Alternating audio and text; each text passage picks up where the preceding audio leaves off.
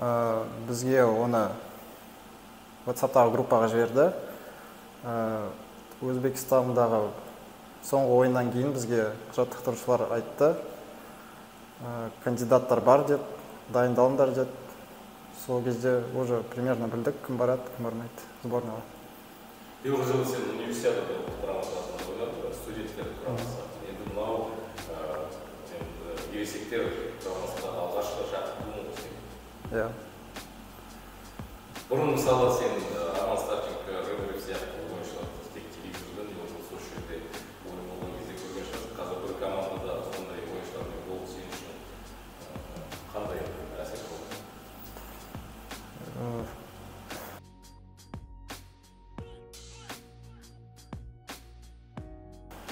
Олар өте деңгейі, шеберлігі көп ойыншылар.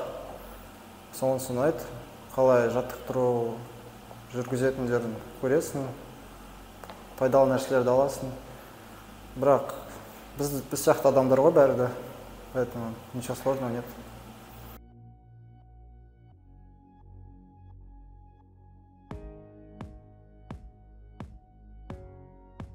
Білмеймін.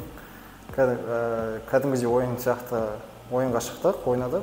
Қалай ойнау білеміз, солай ойнап ойын көрсеттік. Болды. Қобалжу болған жоқ? Басында болды, шамалы, сосын ойын қызуымен оңайырақ болды. Биыл сен енді чемпион атандың, құрамада Құмылға қарсы ойнадыңдар. Біздің жас команда тәжірибелі Құмылдан басым түсті ғой. Ненің арқасында жеңіске жеттік деп ойлайсың?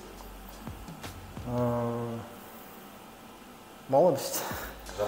Жастық. Әрине, жаттығуымыз жақсы болды. Жаздан бастап өте жақсы дайындалдық. Көп жұмыс істедік тренировкада. Сол үшін деп ойлаймын.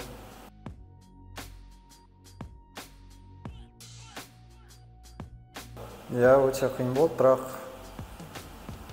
бірақ біз бұның бәрін өттік. Мықтырақ болдық сол үшін. Сондықтан бізге қазір оңайырақ. Сборда бәрін уже не істеу керек екенін білеміз, қалай болатынын білеміз, сол үшін жақсы деп ойлаймын.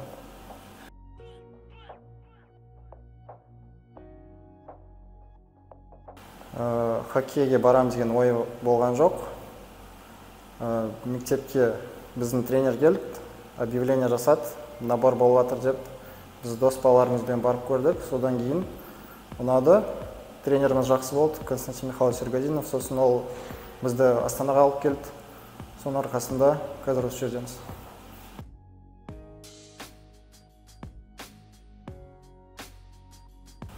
Сыртаевта ең бірінші жылы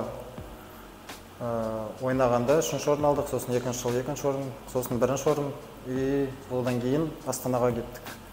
Содан кейін Барыста ойын көрсеттік уже. Барыс жаспен бірге сен Қазақстан чемпионатында топ жарып? Иә. 2 жыл ойнадым Барыс жаста, 1-ші орын алдық плей-оффта. Жақсы опыт болды.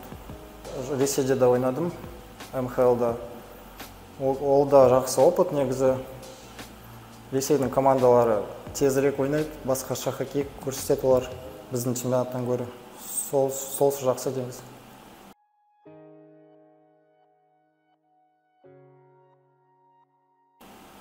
Ойынға шыққанда ондай рөлға өзімді бөлмеймін, бәрі сияқты ойнаймын. Любой функция бәрін орындай аламын. Иә, физикада өсу керек шамалы, борттың жанындағы интерстерде надо добавлять. Сондай. қосу керек? Иә, қосу керек.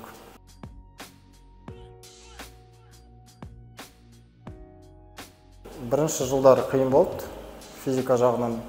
И ойын жағынан да қиын болды. Өйткені ересек ойыншылар тезірек пас ойнайды, ойындары тезірек болады. Жүгірмесе де тез, бірақ пас ойындары тезірек. Сол үшін қиынырақ болды бірінші жылдары. Сол үшін шамалы үйрендік, қазір нормально.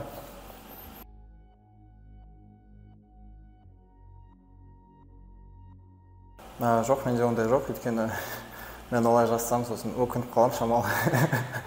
Сол үшін жазбаймын. Ойыннан кейін шамалы анализ жасаймын да, сосын уже келесі күнге басқа настроймен кіремін. Бір күн ұмытып кетесің, бір күннен кейін ойынға ұмытасың ба, мысалы? Сөйтіп тырысамын негізі, жақсыларды алып, жамандарын қалдырып, келесі күнге уже. Ал чемпион болғаннан кейін неше күн ұйықтай алмадың? Бір күн ұйықтай алмадық, сосын уже шамалы дайындық басталды сборныйға.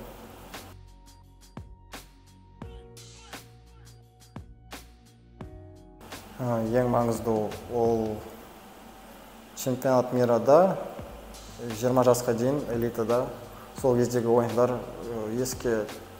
сол кездегі ойындарды еске түсіремін. Сол ойындар өте көп опыт берді негізі. Жақсы ойыншылар болды, қазір драфтқа қатысты ол ойыншылар содан кейін НХЛ-да ойнап жатыр.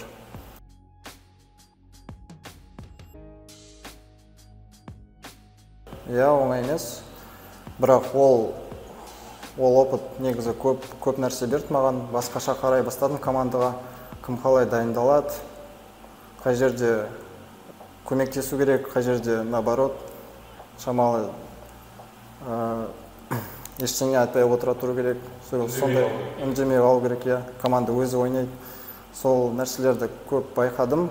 Қазір да басқа капитандарға қарап салыстырамын опыттарды. Көп нәрсе берді ол негізі.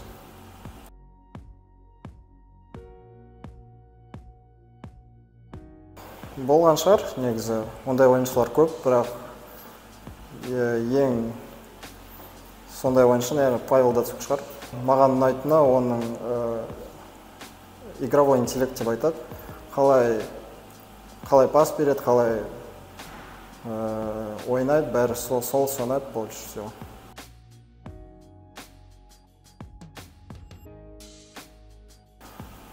Бос уақытымда тренировкадан келгесін бірінші ұйықтаймыз, сосын компьютерный ойын ойнаймыз, или балалармен, или жай серуендейміз далада, или киноға барамыз. Сондай.